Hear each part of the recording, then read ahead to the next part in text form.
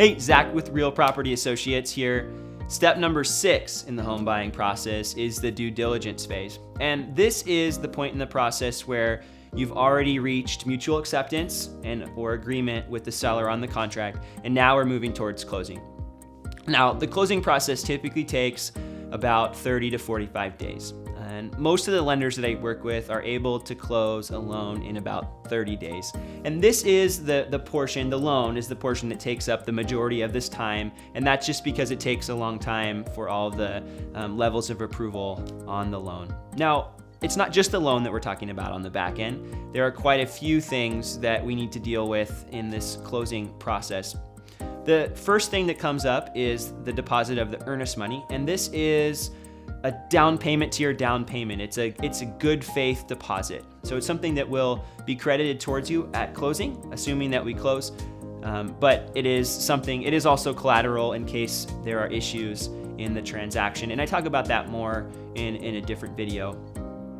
The other portions of the closing process that we deal with here are the financing. And this is really your biggest hurdle in the closing process. You as the buyer are gonna have extra requests from the lender. Hopefully you've already given most of your documentation up front, but this is the period of time where there's going to be clarification. Maybe they want updated pay stubs.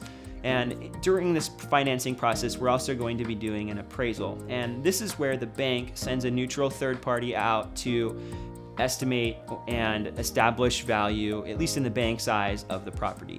Typically, the appraiser will look at comparable homes and the home that we're looking at, and based on that information, come up with a value. And usually they come up with the value that we've agreed upon in the contract. Every once in a while, it's actually a little higher, and sometimes it's actually a little lower than the value we've agreed to in the contract. This is potentially a little bit of a hurdle in the closing process. This is an opportunity where we would be able to renegotiate with the seller, but generally we don't have to deal with that. So let's hope for the best here. The other big milestone in the closing process is actually the inspection. And I actually put it lower here on the list than I maybe would have earlier. And that's just because a lot of times the buyer actually does their inspection ahead of time in today's hot Seattle real estate market, 2017.